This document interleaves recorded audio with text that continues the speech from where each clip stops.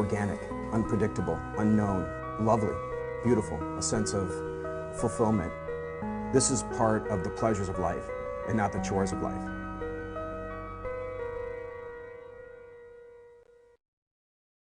Coming up today on Daily Iowan TV, new name. Find out what the UI named the new Madison Street Residence Hall. Plus, find out what the new undergraduate degree program is coming to the UI. The Cyhawk series is upon us once again. And your football crew has what you need to know come game time tomorrow night. All that and more coming up. Daily Iowan TV starts now.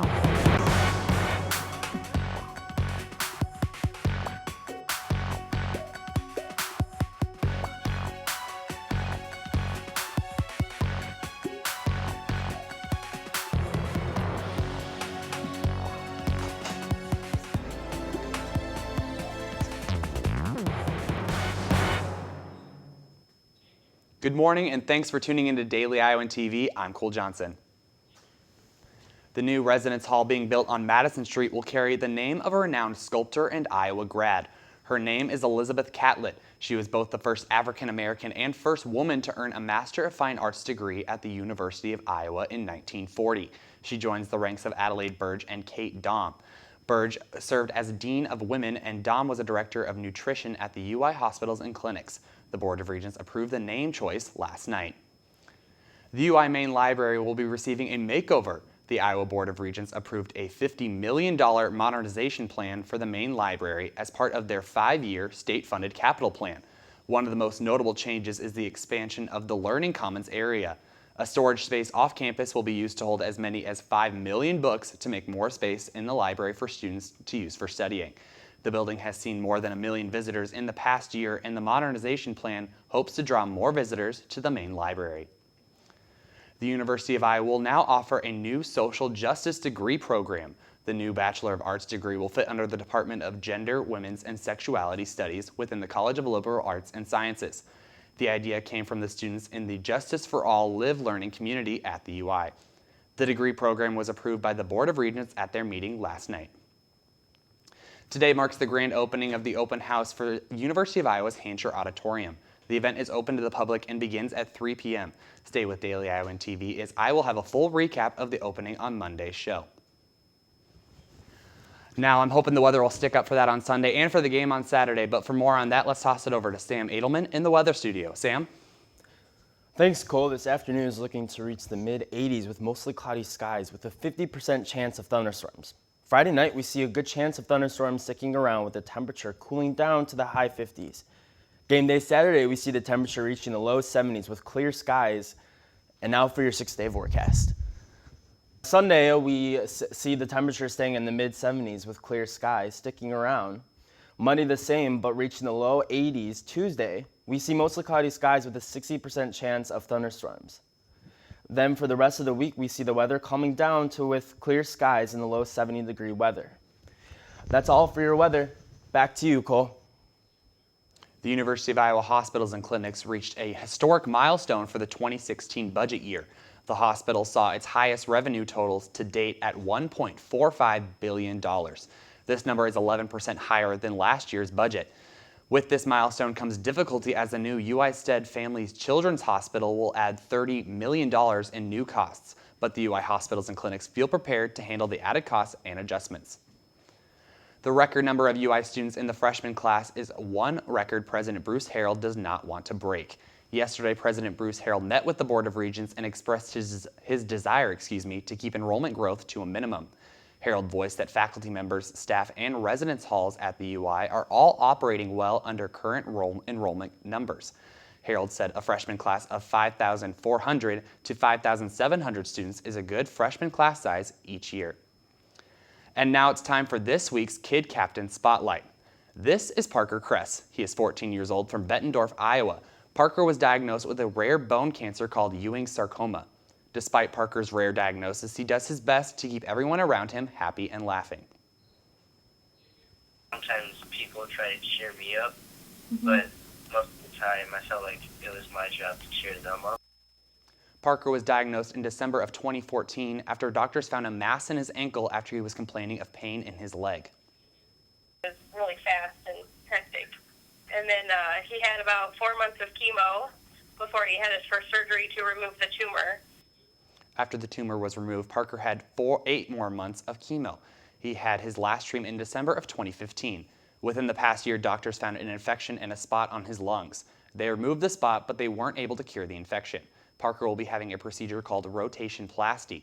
This surgery removes the middle part of the leg and creates a new knee joint by rotating the foot and ankle. Despite facing more treatments and surgery, Parker is always remaining positive. I would always surround yourself with positivity, and whatever isn't positive, I would just try to stop that immediately. This Saturday at the game, Parker will be celebrating his 15th birthday.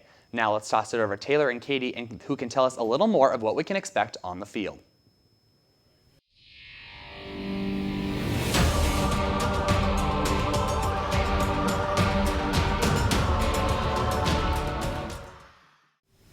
I absolutely love those stories. I actually live about 45 minutes south of Bettendorf, so seeing him on the field on Saturday is just going to be incredible. I know. I love the Kid Captain Spotlight. I think it's so special that they get to do that for every home game. Agreed. Well, before we jump into what to expect from the Cyclones, let's rewind to what we saw from Iowa last week. And more specifically to defensive end Anthony Nelson. The redshirt freshman forced 2 fumbles, recorded 2.5 sacks for minus 16 yards in the win over Miami. And Nelson knows a little something about Iowa State.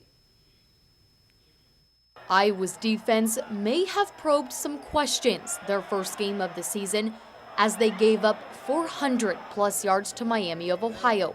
But one thing that the Hawkeyes aren't questioning is the performance of redshirt freshman Anthony Nelson. What Anthony's been doing, he's been doing his job, he's been doing his part, contributing to the team's success and helping the defense out by getting the ball back and creating turnovers. He's a very fluid athlete, very good pass rusher.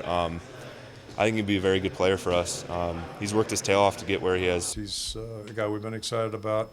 Going back to the spring, he really did some good things, and even bowl prep, we saw him do some good things. Previously committing to Iowa State before making the decision to wear black and gold, Nelson took a redshirt season last year, where getting comfortable was his #1 priority.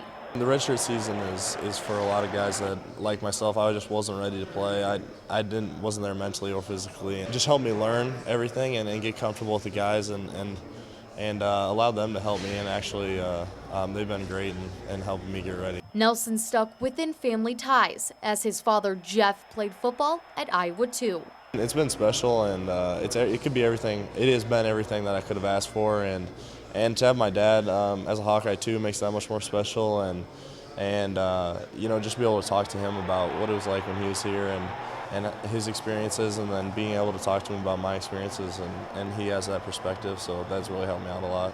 As one start is under Nelson's belt, there is still much more the defensive end wants to improve on. I would say just consistency and just always playing my techniques and always sticking to techniques like that and playing hard. That defensive end group as a whole has a great academic standing, according to Kirk Ferentz. He claims they could start a law firm. Doesn't surprise me. We also learned that Anthony Nelson, Matt Nelson, not related at all. They do joke about it though. And part of that law firm, though, is Parker Hesse. We saw him sidelined during the game Saturday due to a strain in his fumble recovery.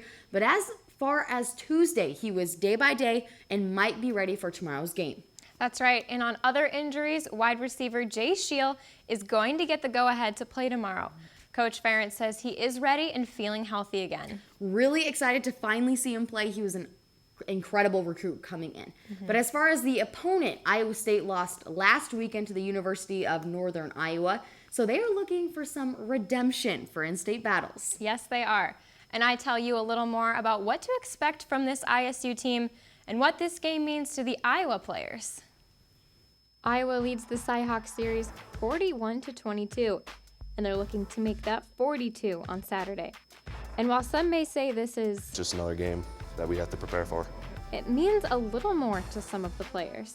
We're trying to make Kinnick sacred. We're trying not to lose any games in Kinnick. So, We did a good job of that last year. We were undefeated at home last year, but last year's in the past. This is a new year, but we're trying to keep that tradition going. We really want to bring that trophy back into the building and, just be able to have that trophy for the next couple of years. I think it's about 45, close to 50% of our roster were born and raised here too, so they grew up watching this game. I know they appreciate this series, what it means, and I know they're excited about having a chance to compete in it as we are as coaches. But what exactly are they up against? Let's take a look at the Iowa State offense. They got big, fast guys. They got a really quick running back, quarterback who can spread the ball around, so they're pretty good offense. Very skilled athletes on the perimeter. Quarterback's a very good runner and thrower. The running backs are very talented. Offensive line, they're big guys. They can move the ball. And in order to shut down ISU's offense, the Iowa defense knows they need to top last Saturday's performance. Passing-wise, we gave up a lot of big plays. That's something that we kind of preach about in the meetings. The defensive meetings is giving up how many big plays we're going to give up and things like that. So we kind of want to prevent giving up more than 2 big plays, because the more big plays that's being completed, the more points they put on the board. So that's something we're going to have to do. It comes down to communication and, just execution. There were a couple times we had a couple busts in coverages, a couple busts on the defensive line, guys in gaps and stuff. And, it just comes down to making plays. Sometimes guys were in position, but they just didn't make the plays necessary. So that's what we've been working on so far. Talking statistic-wise, like Greg Maben just said here and earlier this week, ISU's wide receivers are their most skilled position. So they are definitely going to have to be on their toes come Saturday. Especially with Alan Lazard. He's no joke. He recorded 6 receptions for 126 yards and a touchdown in last week's loss against UNI. So now we've given you what you need to know going into the game, but let's see what the fans have to say around campus. Liv and Colin, take it away. Well, Olivia, it is Rivalry Week here in Iowa City as the University of Iowa Hawkeyes host the Iowa State Cyclones this Saturday night at Kinnick Stadium. That's right, Con. So we headed to the University of Iowa's campus to check out the fans' reaction to this big matchup. How do you feel about the game this weekend? Big rivalry. Yes, I'm very excited. It should be really fun. When you think of Iowa State, what comes to mind? Don't swear. They're not the best football program. They got a decent basketball team, but it should be a blowout. Big game Saturday. How do you guys feel about it? I'm super excited to see them win. I hope we have another undefeated season. Go Hawks. Go Hawks. And what about you? Feeling really confident. I know I have pride in my Hawkeyes, and they'll take the win home. We're both pretty stoked about the game. It's going to be wild on Saturday, and look who we found to ask their opinion. Just trolling along here. Hillary Clinton, what are your thoughts on this weekend's game? She's a little shy, a little camera shy. Got some crickets. I don't think she wants to talk, but that's okay. That's about what I would say. What are your thoughts on the game? I think we're gonna take it by quite a few. I'd give us probably 21. You would? Would you bet on that? Ooh, yeah, probably. Yeah. All right, so pretty confident on Saturday? Yeah. What comes to your mind when you think of Iowa State? Terrible. No, that's about it. Just terrible. Yep. That's fair. That's fair. Well, Con, I think it's safe to say that everyone is pretty hyped for the big game this Saturday. Definitely love it. You can tell that Iowa fans are more than expecting their Hawkeyes to avenge the last 2 home losses to Iowa State this Saturday at Kinnick Stadium. Taylor and Katie, back to you guys in the studio. Thanks, Colin and Liv. Wow, even Hillary Clinton making a guest appearance on a sports show. I know. How dedicated. I bet Donald Trump wouldn't have been so camera shy, though. No, not at all. Definitely not. But don't forget, this is the black and gold stripe game for everyone. So look at your section to see what color you wear in your section. And also watch post game as I go live on Daily Iowan's Facebook page after the game. See you guys at 6:42 sharp on Big Ten Network tomorrow night. Cole, back to you. This fall, Herky the Hawk turns 68 years old. The University of Iowa mascot was created in 1948 after Frank Havlick felt the Hawkeyes needed an animated mascot. Havlick held various contests for anyone to submit their best names and drawings for the Hawkeye mascot. And the winner of those contests created Herky the Hawk. Today, the UI libraries store many of those original drawings of Herky.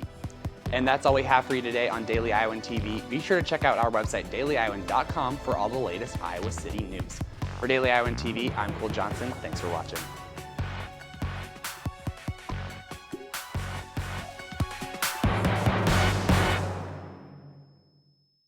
The Daily Iowan is now on TV, online, and in your pocket. If it happens, it's news to us.